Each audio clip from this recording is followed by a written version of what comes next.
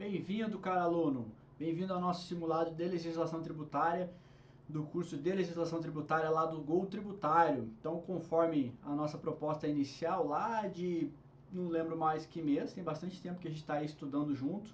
Nossa turma aí bastante grande, mais de 300 pessoas na turma. Lá no WhatsApp tem, acho que pelo menos metade da turma tá lá, é bastante agitado. E a gente propôs um simulado real, antes mesmo de saber quantas questões teríamos no edital. Nosso edital trouxe 26 questões, então trabalharemos 26 questões, combate, treino difícil, né? Combate fácil, então a gente vai simular aqui questões, a maioria inéditas, acho que coloquei umas 4 ou 5 questões só que não são inéditas, mas eu tive que adaptá-las, que eram do seu concurso passado, de 2004, da Universidade Estadual de Goiás. E aqui a gente vai trabalhar questões teóricas e também literais. As questões teóricas eu fiz de maneira que a gente trabalhasse a parte literal nas respostas, ok, pessoal? Então, são 26 questões, eu separei, vou mostrar já para vocês como que foram separados, né? Desde já eu dou boas-vindas a quem ainda não me conhece, sou o professor Thiago Rossler, dou aulas de legislação tributária e direito tributário e também preparo o pessoal para a discursiva, então um grande abraço para quem participou da turma de discursiva de São Luís, que a gente teve aí muitos alunos sem a correção individual, mas tivemos uma turma também de 20 alunos que prepararam assim com uma correção bastante focada. Já deixo avisado que a gente quer fazer isso para o Distrito Federal e também, deixo avisado também, deixa eu colocar aqui para vocês, a gente vai estar trabalhando aí a legislação tributária de Santa Catarina. Esse aí é o fiscal que quiser morar na praia, né? Então, a gente vai estar trabalhando isso aí. Vocês podem deixar um e-mail, tá? Vou anotar aqui o e-mail.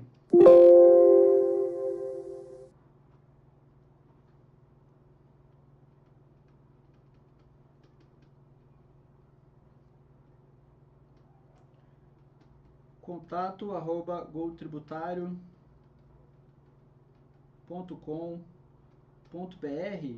Então, quem estiver assistindo a esse simulado, vai ter aí 50% no cupom. Quem estiver assistindo e mandar o e-mail, né? Até o dia 22, que é no sábado que vem. E a gente vai estar lançando aí uma aula em PDF. São rodadas de questões. Possivelmente serão 10 rodadas de questões. Vai ser uma proposta diferente. Não vou atacar de maneira completa nesse curso. O nosso curso teórico completo, né? Quando eu falo nosso, é de minha autoria, ele vai estar sendo veiculado no Gran Cursos, que me convidou para fazer as aulas lá, então eu não vou poder repetir as aulas aqui. Porém, eu vou fazer esse curso e ele vai ter 10 rodadas de questões, serão 10 questões, então para quem pode fazer esse curso? Quem estiver estudando com outros professores, por exemplo, outros sites, se fizer o teórico lá, você pode vir e trabalhar as rodadas de questões comigo. Ou quem estiver estudando comigo no curso do Gran Cursos, que não será vendido no meu site, por uma questão aí contratual, pode também vir fazer essas rodadas comigo. Essas rodadas, elas não vão repetir nenhuma questão do curso teórico. Então, pode repetir até alguma assertiva, mas isso é necessário até para a gente trabalhar. Mas assim, isso vai dar uma preparação bastante completa, bastante focada para quem está de Santa Catarina. Então, eu sou o professor Thiago Rosler, continuando aqui a minha apresentação, porque também esse bloco aqui está liberado, esse primeiro bloco com as primeiras 5 questões de CMS, no YouTube, né? O pessoal do YouTube que quiser, estiver assistindo, ou o vídeo que fica na entrada da nossa página, né? Então sejam bem-vindos aqui ao site, fiquem à vontade. Temos também materiais gratuitos lá para Goiás, ainda dá tempo lá de pegar. Tem aula de Simples Nacional completa lá, só pegar e acertar as questões na prova. E também temos a legislação toda dividida por tópicos. A legislação literal está lá no curso de materiais gratuitos. Já no nosso curso pago, a gente tem aí as 15 aulas teóricas, né? Temos aí mais de 200 questões comentadas, todos os anexos que estão lá no edital, a Lei Complementar 104, Código de Deveres do Contribuinte, aquela coisa toda. E também temos mais de dezenas e dezenas de fichas de mapas mentais que o aluno que tem que preencher. Realmente o curso ficou bastante grande, bastante completo, mas ele ainda dá tempo para você que não adquiriu, quiser fazer uma reta final, você vai direto nos exercícios, foque nas primeiras 7, 8 aulas, que acredito que terão uma maior concentração de questões na prova, mas são 15 de qualquer forma, e você pode fazer as questões e buscar os comentários, porque todas elas estão comentadas. Pessoal, vamos para o nosso simulado então. Seja bem-vindo, uma boa noite. Pegue seu café, pegue sua marca-texto. Vamos lá, fiscal, vamos para Goiás, vamos ouvir música sertaneja, Jorge Mateus, e vamos começar aqui o nosso simulado. Nosso simulado ficou dividido, pessoal. Para quem não sabe, ó, esse aqui é lá em Goiás, tá, gente? Goiás tem paisagens belíssimas. Quem não foi Caldas Novas aí, vamos lá, pessoal. Né? Águas termais. Isso aqui não é Caldas Novas, tá? Mas é em Goiás. Vamos lá, pessoal. Como que foi dividido, então, o nosso simulado? Vão ser 4 blocos, e eu vou estar fazendo também esses 4 blocos em vídeo. E vou estar fazendo esses 4 blocos em vídeo. Começaremos aqui com o bloco número 1, que vai trabalhar essas questões aqui, né? Vai ser até a questão 5. Então, a gente vai ter aqui a substituição tributária, né, que tem no Código Tributário e também no tópico 5, né, que é o anexo 8 do RCTE. A gente vai trabalhar aqui a não incidência do ICMS. A gente vai trabalhar outra questão que envolve aqui principalmente o momento do fato gerador. Vamos trabalhar também conceitos e imunidades e a nossa base de cálculo. E aí você deve ter em mente que esse simulado de maneira alguma consegue cobrir todo o nosso edital. Isso porque ele é uma tentativa de imitar a prova. E a prova, você verá que certamente ela não vai trazer tudo aquilo que você estudou, mas a nossa obrigação, a sua obrigação como aluno e a minha como professor é a gente trabalhar tudo. Isso foi feito no curso teórico e aqui eu tentei, pessoal, trazer alguns chutes, alguns palpites para a prova. Outro ponto que é importante, e aí eu falo principalmente para a nossa turma que trabalhou comigo até agora. No simulado eu não trouxe questões importantes que eu trabalhei em cada aula. Mas em cada aula eu puxo, eu ressalto bastante os pontos, né? O momento do fato gerador, tem a questão do fato gerador presumido, se deve ser restituído ou não. Tudo isso é comentado em detalhes, você deve voltar e fazer essa revisão, porque as questões aqui, esse simulado, ele não é uma revisão. Vamos deixar bem claro isso. Esse simulado são 26 questões, um recorte do curso, questões que não estão no curso, mas que não se prestam a fazer uma revisão completa. Lógico, a gente vai tocar aqui alguns pontos, mas de forma alguma a gente consegue fazer uma revisão toda da matéria a partir do simulado. Não é essa a ideia. A ideia é treinar questões pontuais para ver se você acertaria. Vamos começar então. E a gente começa quente, né? A gente começa aqui com uma questão inédita, né? De elaboração minha, como já vocês estão acostumados aí. Algumas teóricas, outras literais, né? Essa questão, vamos lá para o enunciado dela. Em uma série de operações de circulação de mercadorias, identificou-se que ocorreu a chamada substituição tributária. Substituição tributária regressiva. Substituição tributária regressiva. Vamos lá, vamos anotar aqui a regressiva. Sendo que, nos casos concretos analisados para fins de fiscalização e possível lançamento, feito por quê? Por quem? Quem que está verificando esses casos aí, fiscal? Você está verificando. O contribuinte ou o substituto não estavam localizados no estado de Goiás. Eita, vamos lá. Aí o aluno já tremeu na base, né? Meu Deus, quem é substituto? O que é isso? Nesse caso, qual seria a conduta que o fiscal não poderia adotar? Gente, essa questão não é uma questão simples. Você vê que ela é uma questão montada, um caso teórico, que sinceramente eu indicaria para vocês fazerem na hora da prova. Pulariam essa questão. Vocês devem abrir sua prova, e essa é a dica, uma das dicas que eu sempre dou nas aulas e nos simulados que eu corrijo, né? Abram a prova de legislação tributária, que é a prova mais importante do seu concurso. Procure aquelas questões que são menores. Procure aquelas questões que são menores. O que eu falo com isso? São questões que têm uma linha. A gente vai ver aqui nessa aula um exemplo desse tipo de questão. Essa questão aqui, ela é uma questão que se tivesse na prova, né, ela foi feita pelo examinador, ela tem riscos de anulação, porque é um caso prático, tem toda uma legislação envolvida, são muitos pontos do edital, né? São muitos anexos. Seria uma boa você pular. Claro que no simulado a gente vai resolver ela agora, já. Mas seria uma boa questão para você pular e procurar outras questões mais simples. Quais sejam aquelas questões de literalidade da lei, que você sabe, né? Ocorre o momento do fato gerador, quando a mercadoria sai. Essa seria uma questão literal boa para resolver. E não aquela questão que está dizendo assim, uma empresa alfa comprou. Não, essas questões aí você pode deixar para depois. Tá? Vamos tentar resolver isso aqui, vamos verificar aí como que vai ficar. Nesse caso, qual seria a conduta que o fiscal não poderia adotar, né? Então, fiscal, você aí, o que você não poderia adotar? Você não poderia adotar. Vamos trocar aqui para a nossa caneta e vamos trabalhar aqui. Você não poderia adotar. Ou seja, a gente está procurando aquela que estaria errada, né? O fiscal deve verificar se há existência de convênio, pois, como regra geral, a substituição tributária, não escreveu aqui, nem precisava, depende desse tipo de pactuação, que é firmada com o estado da localização do sujeito passivo. Interessante. Você sabe essa? Não sabe? Vamos ver a próxima, vamos ler todas primeiro. O fiscal deve indeferir o pedido de restituição do fato gerador presumido em que se realiza menor, pois o pagamento do imposto feito pelo substituto tributário é definitivo, não se permitindo reajustes, ainda que ocorra eventuais diferenças entre o valor regularmente tomado como base de cálculo pelo substituto e o efetivamente auferido pelo contribuinte substituído.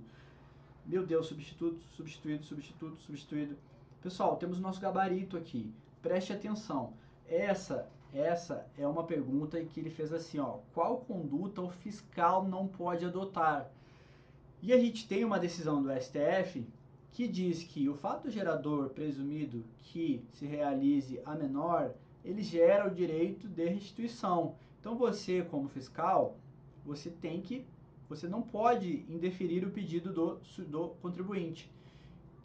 Porém, e vai ter uma outra questão nesse simulado para chamar esse ponto para a gente discutir, você tem em sua legislação exatamente essa alternativa B, o finzinho dela, que ele diz assim, vamos lá, vamos ler junto. Ele diz assim, o valor regularmente tomado como base, ou melhor, ele fala assim, ó, pois o pagamento do imposto feito pelo substituto é definitivo. Ele fala isso aqui. E não é, caro aluno. Isso aqui está na sua legislação que não teve tempo de ser atualizada. Então, esse aqui é o nosso gabarito, certo? E a partir disso a gente consegue deduzir que as outras estão corretas.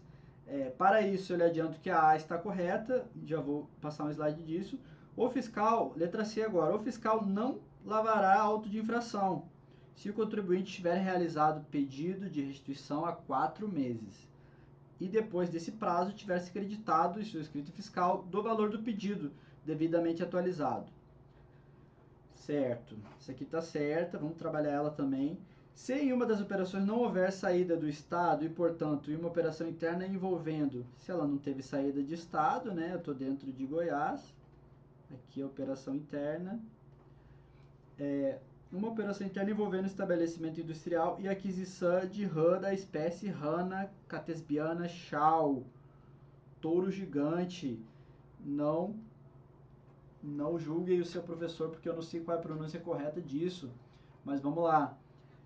Diretamente do produtor como matéria-prima, o fiscal deve identificar a indústria e será responsável pelo pagamento do tributo.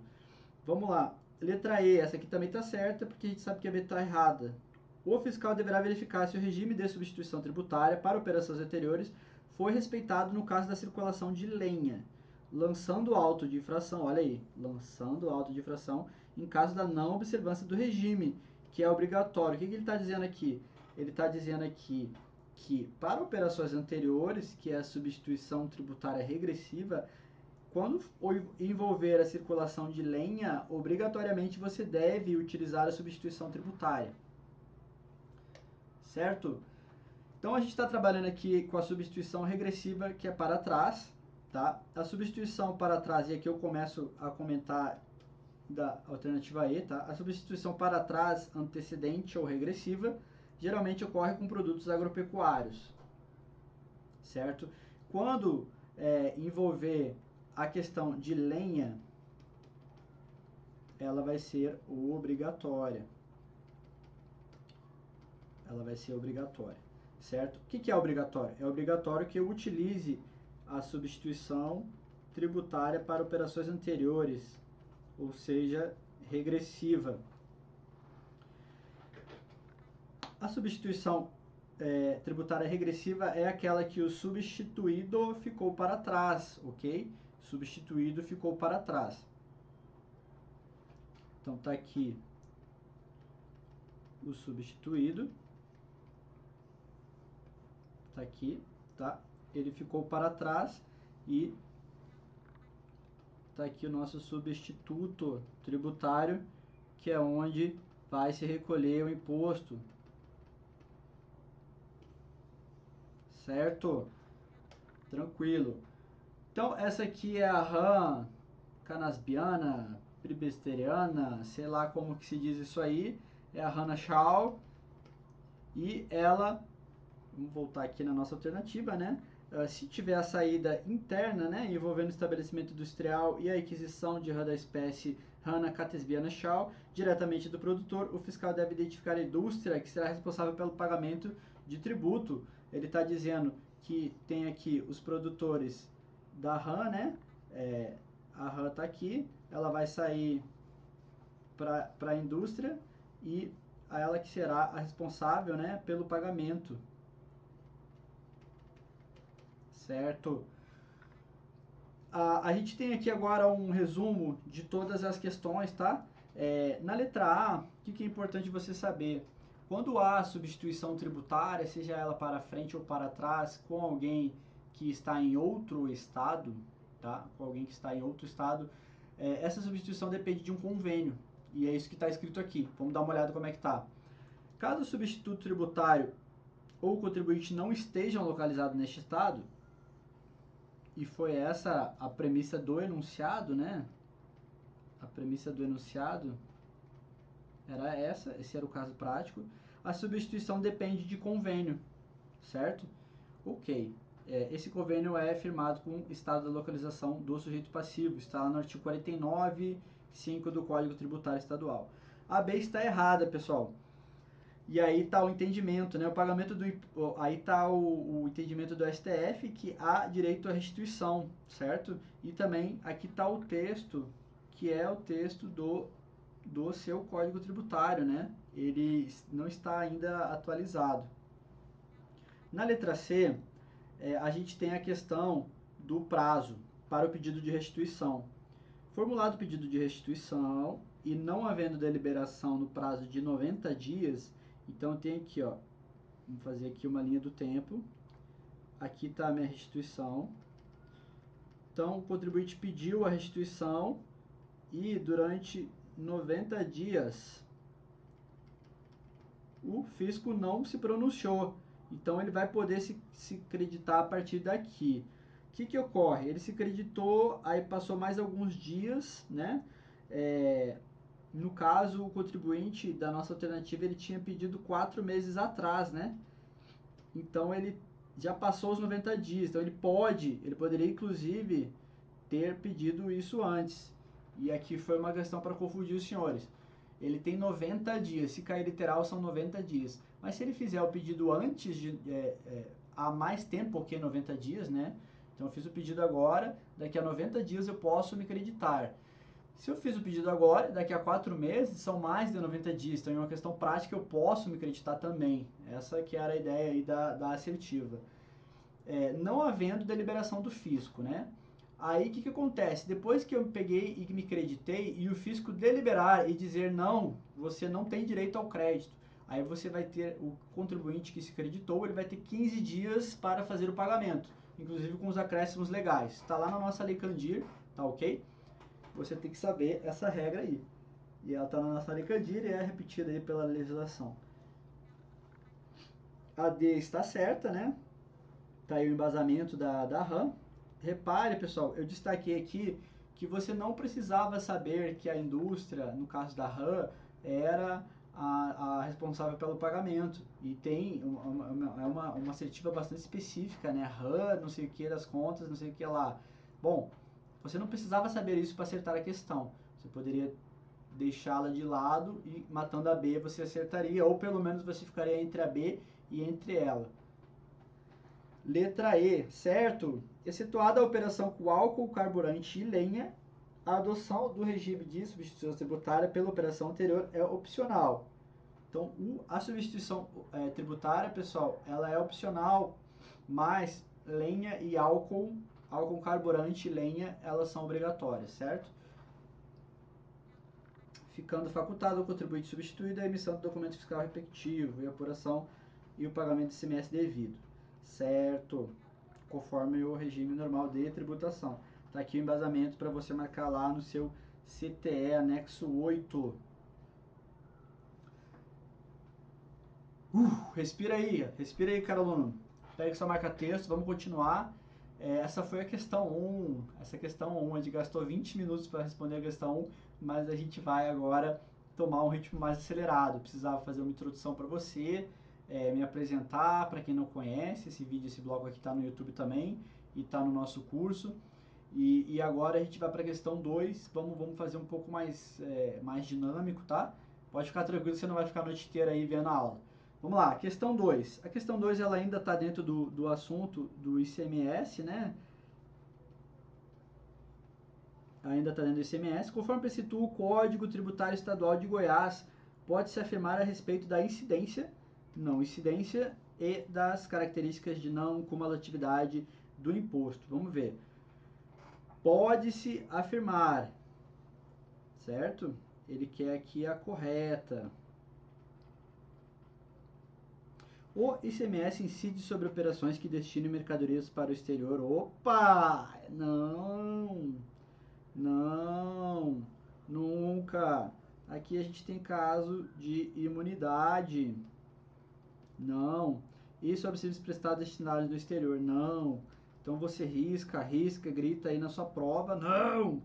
A saída B, letra B, a saída interna de polpa de tomate, repare, mais uma questão específica, se de produção própria do remetente para outro estabelecimento, mas pertencente à mesma pessoa jurídica, não será tributada. E aqui eu lhe chamo a atenção porque é um caso bastante sui generis. Se você pegar na Lei Candir e na Lei Estadual e transferir mercadoria de um estabelecimento para o outro, repare, você é o dono do estabelecimento e transfere de um para o outro a fato gerador, conforme a legislação. Conforme a jurisprudência, né, não há incidência, né, o mero deslocamento de mercadorias de um depósito para o outro da mesma contribuinte. Ok. Na legislação estadual fala que você deve ser bastante razoável no caso de um enunciado, né, ver se ele está pedindo a lei, a jurisprudência. Mas o que ocorre aqui? A gente está diante de um caso de polpa de tomate. E esse é um caso, pessoal, que está previsto na legislação. Então faça o desenho do seu tomate aí, marque como certa, marque o seu gabarito aqui, porque a saída interna de polpa de tomate, se de produção própria do remetente para outro estabelecimento da mesma pessoa jurídica, não será tributada, certo? Não será tributada.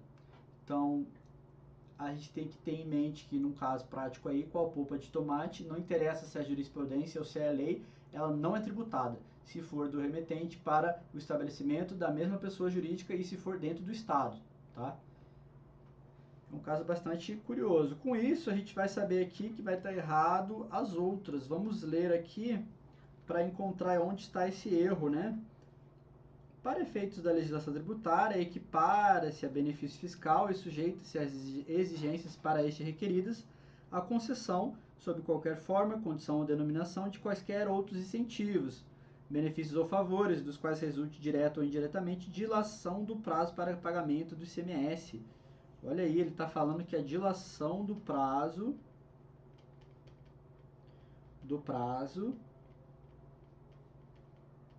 equipara-se a benefício. Muito bom. Isso está certo. Certo. E aí ele diz assim, exceto se o cumprimento da obrigação estiver vinculado à realização posterior ou qualquer outro evento. Vamos dar uma olhada nisso aí, ó. Primeiramente, a gente tem aqui a questão da não incidência, tá? Só para complementar o gabarito. Não incidência, né? Então, a não incidência, né, de produto agrícola e de polpa de tomate e tomate em cubos, tá? Isso aqui está no seu CTE, pessoal. A gente trabalhou isso em aula. Repare que o produto agrícola, né, ele é um caso bastante claro de não incidência, né, na saída interna. A gente está trabalhando aqui e essa era a questão, era a alternativa lá que a gente estava lendo agorinha. Então, mesmo que o cumprimento da obrigação vincule-se à realização de operação ou prestação posterior ou ainda de qualquer outro evento. Então, mesmo assim, isso vai ser benefício fiscal. Então, você está com a sua questão aí, eu voltei aqui nela, essa era a letra C, tá, pessoal? E eu vou botar aqui em vermelho para destacar para você. Esse aqui era o erro da questão, né? Exceto, então cuidado no exceto, no sempre, no qualquer, muito cuidado. A gente viu aqui que a correta é o mesmo que a prestação se vincule à próxima, né, prestação posterior. Na letra D, a gente tem assim, nas operações ou prestações interestaduais que destine bens e serviços a consumidor final não contribuinte do ICMS, sempre, olha aí, sempre devem ser considerados os benefícios fiscais aplicáveis às operações ou prestações internas destinadas a consumidor final não contribuinte do imposto. Né? Então, assim, salvo disposição de lei contrário, não é sempre, certo? A regra geral é que sim, devem ser considerados benefícios, certo? Mas há a possibilidade de você cortar isso. A gente vai para a questão 3, antes dela eu volto aqui na questão 2, tá? A concessão de benefício fiscal dispensa o sujeito possível do cumprimento de obrigações acessórias. Nunca. Pessoal, não. Benefício fiscal não dispensa obrigações acessórias. Isso você tem que saber. Assim como a solidariedade, e aí sempre cai, né? Solidariedade não comporta benefício de ordem. E mais uma, né?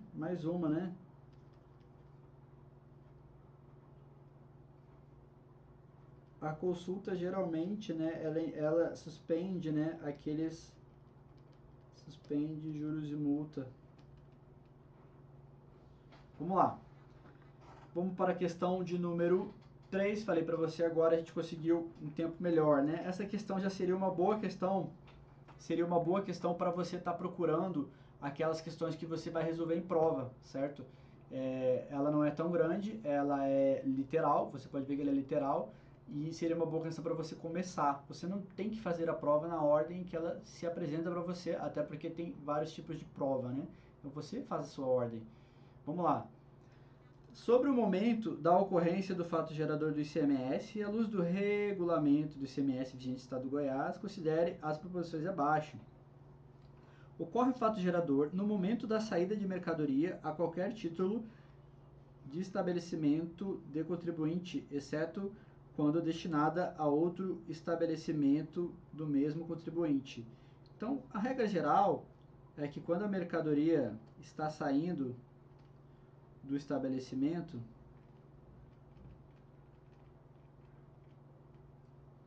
ocorre fato gerador, certo? Se for do mesmo contribuinte, digamos que isso aqui é da empresa Carrefour. E aqui eu pedi para você analisar, a prova pediu, a questão pediu, à luz do regulamento. O regulamento, ele traz CTE e ele imita a Lei Candir. Na verdade, esse à luz do regulamento é o enunciado da questão dessa de 2004, né? Mas o que interessa saber aqui? Que você deve fazer com base na legislação. Com base na legislação, ocorre o fato gerador mesmo se for do mesmo contribuinte. Então, aquele exceto no final da questão, ele está errado. Porque só a primeira parte, né, até a vírgula ali está certo. Quer ver? Ocorre o fato gerador de ICMS no momento da saída de mercadoria a qualquer título de estabelecimento. E isso aqui, até aqui tá certo. Aí começa aqui, ó, exceto quando destinada a outro estabelecimento do mesmo contribuinte. Risque. Então essa questão, essa 1, está errada. E a gente já pode riscar as alternativas A, B e E. 2. Nas prestações onerosas de serviço de comunicação, quando o serviço for prestado mediante pagamento em ficha, cartão ou assemelhados, considere-se ocorrido o fato gerador do imposto quando o fornecimento desses instrumentos ao adquirente, certo? Essa questão, pessoal, ela sempre parece em prova. Ninguém mais compra ficha ou cartão telefônico, né? A não ser o crédito, celular pré-pago. Esse é o momento em que ocorre o fato gerador, certo? Porque a regra geral é no momento da prestação do serviço de comunicação. Porém, nesse caso, não. Então, a 2 está certo. Como a 2 está certo, né, eu elimino a C e você tem o gabarito aí D de Dinamarca. E vamos ver aqui por que as outras estão corretas. Ocorre o fato gerador do ICMS no momento da transferência de mercadoria ou da transmissão de propriedade ou de título que a represente, quando não transitar pelo estabelecimento. Tá certo isso aqui, o nome disso aqui é circulação jurídica, né? Então, vamos imaginar aí que uma empresa, ela vende uma mercadoria para outra empresa e a outra empresa sequer ela passa pelo estabelecimento dela, essa mercadoria, e já segue para outro destino. A mercadoria circulou juridicamente, não fisicamente. E há, logicamente, a incidência, né, desse ICMS. Inclusive, a gente viu numa das aulas lá de 8 a 15 que há a obrigação de emissão de uma série de documentos fiscais. Em alguns casos eram 3, 4, 5. São 5 notas fiscais, cara, aluno, para a mercadoria que vai para a Zona Franca de Manaus. Confere a dica lá no nosso Instagram, do @gutributário. E quando vai para depósito do mesmo contribuinte, a gente tem uma nota fiscal que vai.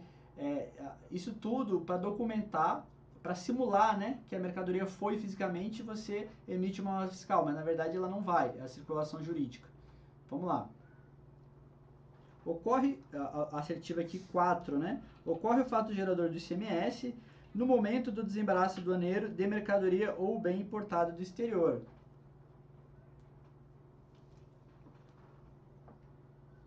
Essa aqui tá certinha, né? E a gente tem mais uma questão, né? A mercadoria ou bem importado que foi apreendido, né? Só para você saber. Porque tem mais de um caso, né? Quando o bem vem e ele sofre o desembaraço, neste momento ocorre o fato gerador.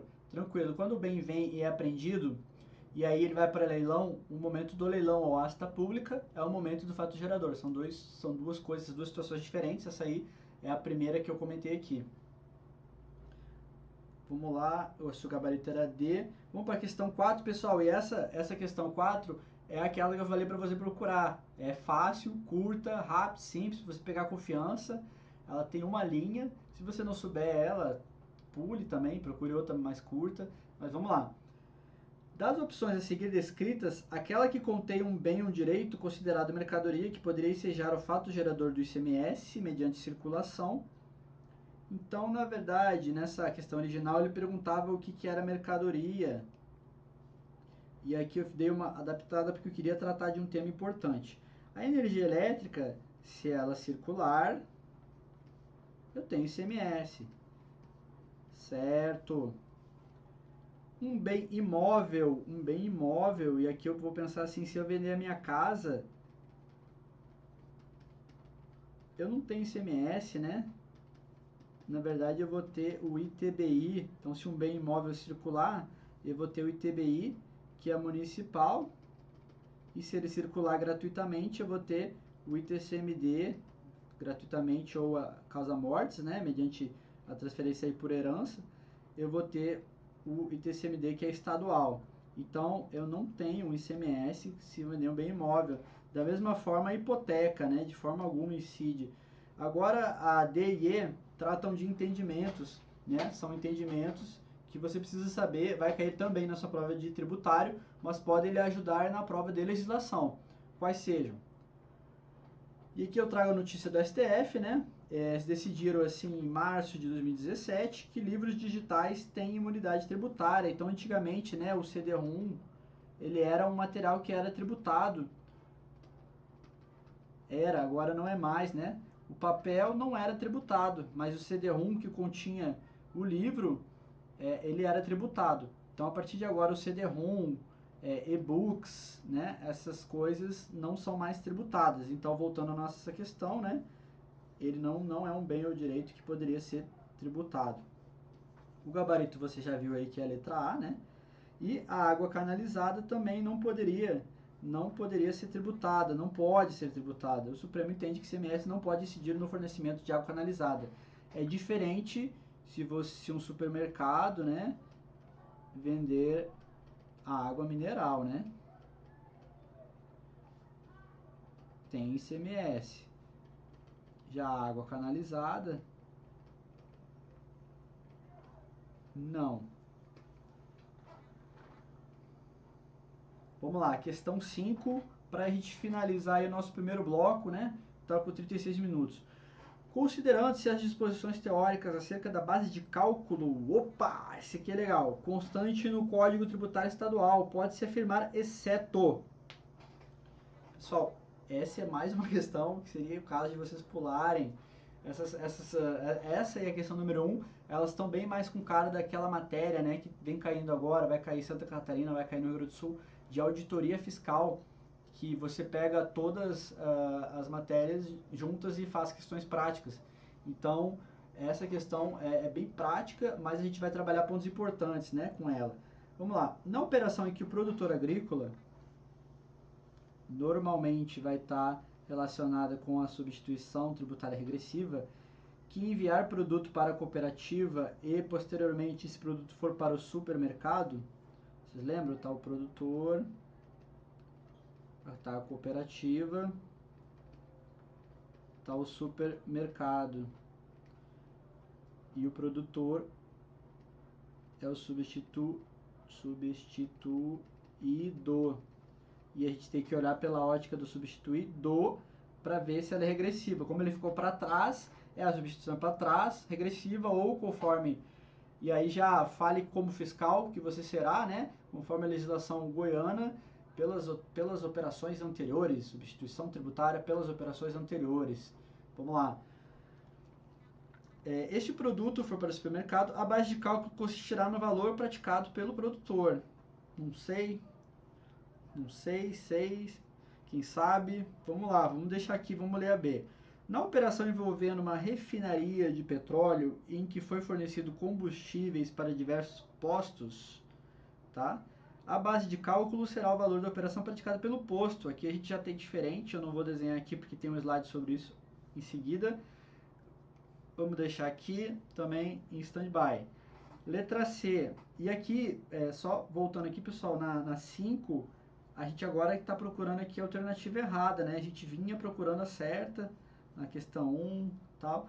Na 2 aqui a gente quer a errada. Integra a base de cálculo, letra C, integra a base de cálculo o montante do próprio imposto, constituindo o respectivo destaque mera indicação para fins de controle.